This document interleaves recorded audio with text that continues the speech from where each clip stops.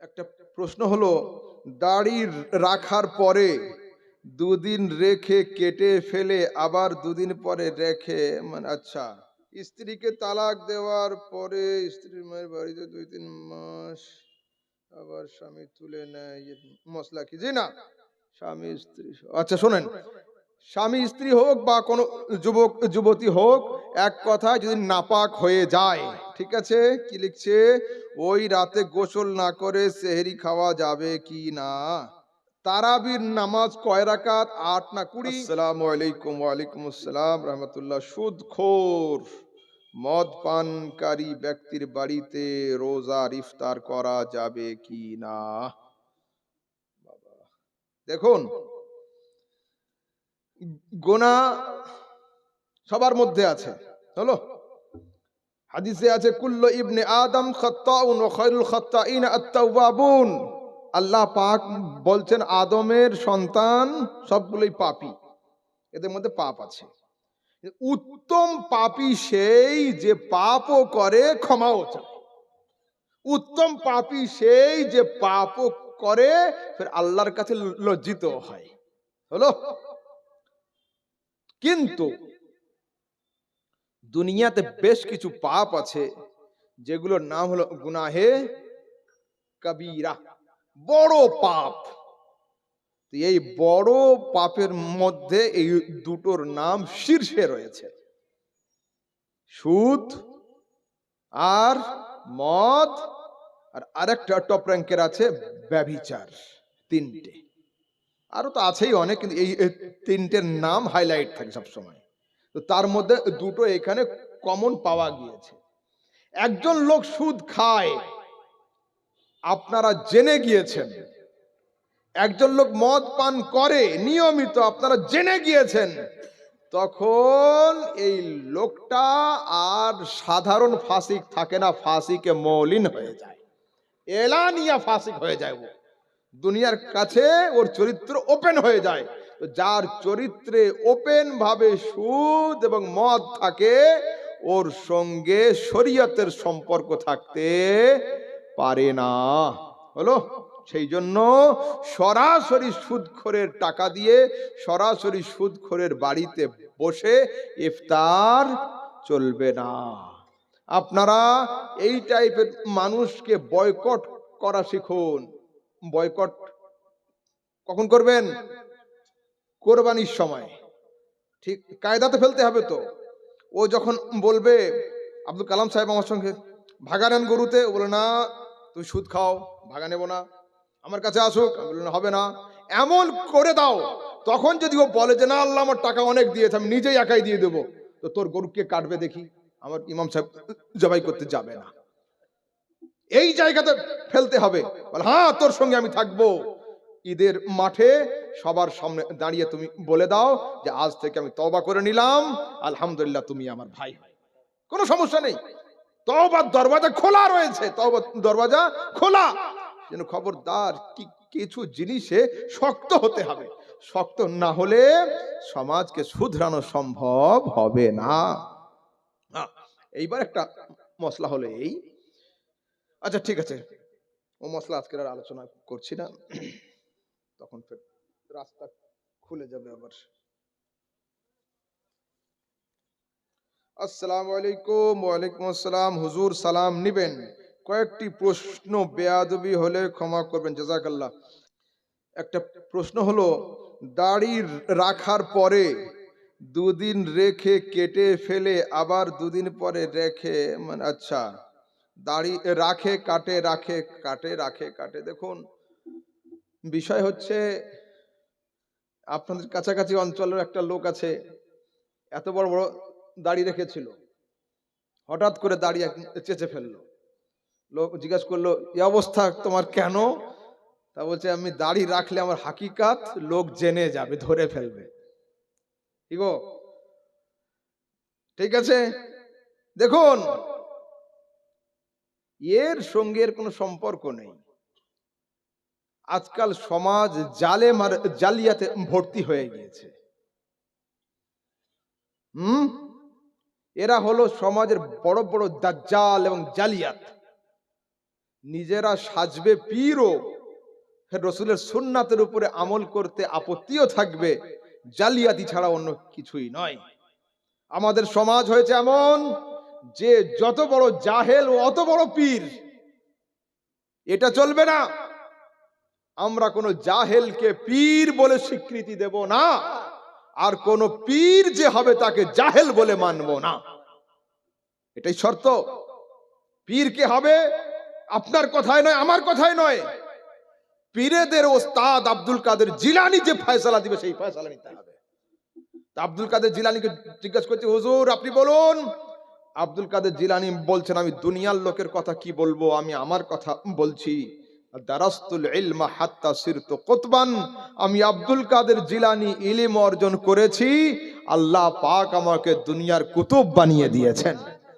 যদি আব্দুল কাদের জিলানীর পীর হওয়ার জন্য আলেম হওয়া দরকার হয়, আর আমাদের সমাজের আব্দুল কাদেরের আলেম হওয়ার দরকার হবে না? হ্যাঁ, বড় তো আশ্চর্য কথা। তারপরে শোনেন, হযরতে আব্দুল কাদের জিলানী বলছেন, যদি কোনো মানুষ হাওয়াতে উড়ে দেখায়, পানির উপরে খালি পায়ে হেঁটে দেখায়, আমি আব্দুল কাদের তাকে পীর বলে মানব না, যদি নবীর সুন্নাতের উপরে তার আমল না থাকে, আমি তাকে মানব না। আমাদের সমাজে কি ভুলভ্রান্তি নেই? কয়েকদিন আগে হুগলিতে হলো না তবলিগ জামাত ইজতেমা? তো একটা তবলিগি ভাই জামাত থেকে ফেরার সময়ে ইন্টারভিউ দিচ্ছিল। কি বলল? যে আজকের আখিরি মোনাজাত করে বাড়ি ফেরার সময় মনে হচ্ছে যে আমি যেন হজ উমরা করে বাড়ি ফিরছি। বাহ, তাহলে তখন হুগলিতে হজ উমরা শুরু হয়ে গেল। তো শুধু ওদের দোষ দেব কেন? জাহেল সুন্নিরা কি বলে না? আমাদের মধ্যে অনেকগুলো জাহেল সুন্নি আছে, তারা বলে গরিবদের মক্কা মদিনা হলো আজমির শরীফ, 7 বার আজমিরে গেলে একটা হজের সওয়াব হয়। শুধু ওকে শয়তান বললে হবে না, একেও শয়তান হিসাবে মানতে হবে। এই কথার কোনো অস্তিত্ব নেই, এই কথার কোনো অস্তিত্ব নেই। 7 বার কেন, 700 বার যদি কেউ আজমির যায় হজের সওয়াব হবে না। হজ হজের সময় হয়, হজ হজের সময়, খবরদার না। তারপরে শুনুন, পীর বেরিয়েছে এখন, সে পীরের নাম হলো জিন্দা কাবা। এখন পীর ও কাবা হচ্ছে, এই পীরের চারিদিকে লোক তাওয়াফ করছে, লাব্বাইক আল্লাহুম্মা লাব্বাইক, লাব্বাইক লা শারীকা লাক লাব্বাইক, ইন্নাল হামদা ওয়ান নি'মাতা লাক ওয়াল মুলকু লা শারীকা লাক। এদের দাবি হলো আমাদের হুজুর জিন্দা কাবা। আহা, জিন্দা কাবা। একমাত্র কাবা ঘর ছাড়া কোন ঘরে তাওয়াফ করা চলবে না। যদি কোন জিন্দা পীর নিজেকে তাওয়াফ করায়, মুরিদ তাওয়াফ করে, ও মানা না করে, ওকে পীর মানা হারাম, ওর হাতে মুরিদ হওয়া হারাম, চলবে না। তারপরে মুরিদ আসা দেখলে এখনকার পীর সাহেবরা পাটা এমনি করে দিয়ে না দেখার ভান করছে, কিন্তু আমাদের চোখ তো বড় আগে চলে। হ্যাঁ, ও অন্যদিকে তাকিয়ে তাকিয়ে পা কিন্তু বাড়িয়ে দিয়েছে, যাতে হাতে মুসাফা করার আগে পায়ে চুমোটা খেয়ে নেয়। আহা, যে অহংকার করে আর নিজের সম্মানের জন্য এই কাজ করবে, জাহান্নাম ওর জন্য রেজিস্ট্রি হবে। খবরদার নয়। এখন চুমোর বাহানাতে সেজদাও চলছে। আল্লাহ পাকের ইজ্জতের কসম, সেজদা একমাত্র আল্লাহর জন্য, সেজদা অনলি ফর অলমাইটি আল্লাহ, একমাত্র আল্লাহর জন্য। যদি কোনো জিন্দা পীর নিজেকে সেজদা করায়, মুরিদ সেজদা করে, মানা না করে, ওকে পীর মানাও হারাম, ওর হাতে মুরিদ হওয়া হারাম। এর সাথে আহলে সুন্নাতের কোনো সম্পর্ক নেই। তারপরে এই আজমিরে যাবেন, মাজারে এখন ঘুরপাক খাওয়াচ্ছে, হ্যাঁ বাহানা, এই দিক থেকে দিয়ে ওই দিক থেকে একটা তোয়াফ যেন হয়ে যায়। খবরদার নয়, খবরদার নয়। তারপরে হযরতে খাজা মঈনুদ্দিন চিশতি আজমির রহমাতুল্লাহ আলাইহির মাজারের পায়ের কাছে খোর করে রেখেছে। গিয়েছি আমি ফাতিহা পড়ছি, তো খাদেম সাহেব বলছে আইয়ে আইয়ে মৌলানা আইয়ে। আসলাম আগের দিকে, তো হালকা করে ঝুঁকে আমি হাত দিয়ে চুমু খাবো, আমার পিঠে থাপ্পড় বাজছে, মাথাটা ঝোঁকাও। আমি শোনো, আমি হাজি সাহেব নয়, মৌলানা সাহেব, সাবধানে। হ্যাঁ, তুমি হাজি পাওনি আমাকে, এত সহজ নয়। সেদিন খবরদার। ইমামে আহলে সুন্নাত আলা হযরতের ফয়সালা হচ্ছে দুনিয়ার সবচেয়ে সাদা, নিট অ্যান্ড ক্লিন, নির্ভুল ফয়সালা। তিনি বলছেন যে কবরে চুমু খাওয়া যাবে কি যাবে না, এ সম্পর্কে সুন্নি আলেমদের মত দুটো। কেউ বলেছেন চলবে, কেউ বলেছেন চলবে না। তো আলা হযরত বলছেন যারা চলবে পক্ষে ওরাও আমাদের, যারা চলবে না ওরাও আমাদের। তো আমার ফয়সালা হলো এই, মাজারের কাছে নয়, কবরের কাছে নয়, কবর থেকে 4 হাত দূরে দাঁড়িয়ে আদবের সঙ্গে জিয়ারত করে, ফাতিহা করে, দোয়া করে বাড়ি এসো। অকারণে রুকুরও প্রয়োজন নাই, সেজদারও প্রয়োজন নাই, আর অকারণ ভাবে চুমু খাওয়ারও দরকার নাই। সেজদা তো হবেই না, রুকু তো হবেই না, আর অকারণ ভাবে চুমু খাওয়ারও দরকার নেই। হ্যাঁ, পিতা মাতার কবরে গিয়ে কেউ চুম্বন করতে পারে অনায়াসে, এ নিয়ে কোনো সমস্যা নেই। ঠিক আছে।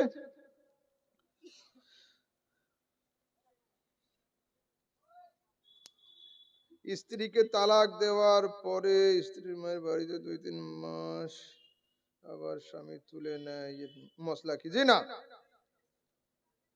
তালাক তালাকি হয়। এখন সমাজে দেখছি আমার কিছু আহলে হাদিস ভাই, তারা বলছে 3 মানে 1। ঠিক আছে, তো ওদের কাছ থেকে আপনারা 90,000 টাকা ধার নেন আর 6 মাস পরে 30,000 টাকা ফেরত দিবেন। 90 মানে 30 হলো। যারা এই মশলা বলবে 3 তালাক মানে 1 তালাক, ওদের কাছ থেকে 30,000 টাকা ধার নিয়ে 10,000 টাকা ফেরত দিবেন। দেখি মানে কিনা। এইসব মশলা পায় কোথায় এরা? বেশ কিছু ছুরি থাকে, আড়ি থাকে, ওর দুদিকে ধার থাকে, ও যেতেও কাটে, আসতেও কাটে। ইসলামের বেশ কিছু আড়ি আর তলোয়ার আছে, যেমন হলো শিরক, কুফর, ঈমান আর তালাক। এই কটা জিনিস যদি কেউ হাসতে হাসতে আল্লাহকে গালি দেয়, ও কাফের। কাঁদতে কাঁদতে আল্লাহকে গালি দেয়, কাফের। খুশি হয়ে আল্লাহকে গালি দেয়, কাফের। যে অবস্থায় দিক কাফের হয়ে যাবে। যদি কেউ খুশি হয়ে নবীকে বড় ছোট বলে দেয়, কাফের হয়ে যাবে। রাগ করে নবীর উপরে গালিগালাজ করে, তাও কাফের হয়ে যাবে।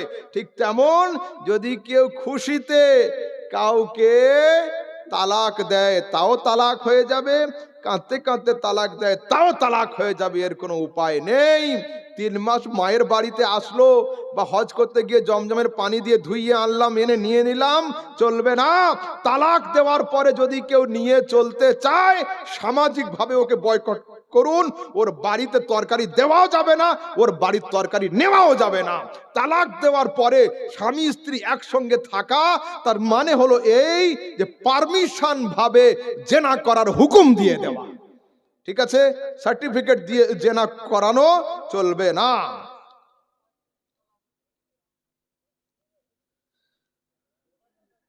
হ্যাঁ, আসসালামু আলাইকুম। ওয়ালাইকুম আসসালাম। বাবা, এখানে যে প্রশ্ন লেখা আছে, স্বামী স্ত্রী, আচ্ছা শোনেন, স্বামী স্ত্রী হোক বা কোনো যুবক যুবতী হোক, এক কথায় যদি নাপাক হয়ে যায়, ঠিক আছে, কি লিখছে, ওই রাতে গোসল না করে সেহরি খাওয়া যাবে কি না? দেখুন, বিষয় হলো এই, এগুলো কেবলমাত্র আপনার কুড়েমি ছাড়া অন্য কিছুই নয়। নিজের তো খারাপ লাগবে, আর যে জায়গাতে হাঁটবে, যে জায়গায় চলবে, প্রত্যেকটা জায়গা ওর উপর অভিশাপ করে। মানুষ যখন মুহতালিম অবস্থায়, নাপাক অবস্থায় গোসল না করে যখন হাঁটা চলা করে, তো প্রত্যেকটা জায়গা ওর জন্য বদদোয়া করে আল্লাহর কাছে, আল্লাহ, লোকটা পবিত্র না হয়ে আমার উপরে হাঁটছে। উচিত হলো এই, সঙ্গে সঙ্গে ক্লিন হয়ে যাওয়া, ফ্রেশ হয়ে যাওয়া। যদি কোনো কারণ বশত না উঠতে পারে বা সেহেরি না খেতে পারে, তবুও রোজা হয়ে যাবে। আর যদি উঠে ভালো করে ফ্রেশ হয়ে ধুয়ে হাত পা মুছে খেয়ে নেয়, রোজা হয়ে যাবে, এতে কোনো আপত্তি নেই। তারাবির নামাজ কয় রাকাত, 8 না 20? এ সম্পর্কে হাদিস দ্বারা প্রমাণিত যে তারাবির নামাজ 20 রাকাত। সাধারণ যুক্তি হলো এই, যদি আল্লাহ পাক কিয়ামতের দিনে বলেন যে 8 রাকাত তারাবি ঠিক, 8 রাকাত তারাবি ঠিক ছিল, আমরা কত পড়ি? 20। মেনে নিচ্ছি আহলে হাদিসদেরটা ঠিক, অসুবিধা নেই। যদি আল্লাহ কিয়ামতের দিনে বলে যে 8 রাকাতটা আমার দরবারে কবুল, 8 রাকাতটাই ঠিক, আমরা কি করব? হাসবো, রিল্যাক্স করব, আর ফেরেশতাদের গিয়ে বলবো 8 রাকাত তারাবির খাতায় লিখে দাও, 12 রাকাত নফলের খাতায় জমা রাখো, কম পড়লে নিয়ে নেব। আর যদি আল্লাহ বলে দেয় যে 20 রাকাত তারাবিটা ঠিক, তখন আহলে হাদিসরা কি করবে? দুটো অপশন, আল্লাহ আরেকবার দুনিয়ায় পাঠাও, পড়ে আসি, আর নয়তো তোমরা কি ধার দিবে? তো ধারও হবে না আর দুনিয়াতে আসাও হবে না। সেই জন্য শিলিগুড়ি বহরমপুরে ভুটানিদের বাজার লেগেছে, শীতের সময় লাগে না? হ্যাঁ, সোয়েটারের দাম 500 টাকা। তো তুমি 1000 টাকা পকেটে নিয়ে যাও, যদি বাই চান্স 550 হয়ে যায়, তুমি সোয়েটার তো কিনতে পারবে না, খামোখা গাড়ি ভাড়াটা বেকার চলে যাবে। কিন্তু 1000 টাকা যদি থাকে, 500 মাল 600 হলেও কিন্তু ফিরে আসতে হবে না, নিয়ে আসতে পারবে। ইমাম আহলে সুন্নাত লিখছেন, आज ले उनकी पनाह, आज मदद मांग उनसे, फिर ना मानेंगे कयामत में घर मान गया। পরীক্ষার হলে যাওয়ার আগে যত পারো প্রিপারেশন নাও, কেউ মানা করবে না। রেজাল্ট আউট হওয়ার পরে যত কান্না করো, ভয়কার ল কিন্তু পাশে পরিবর্তন হবে না।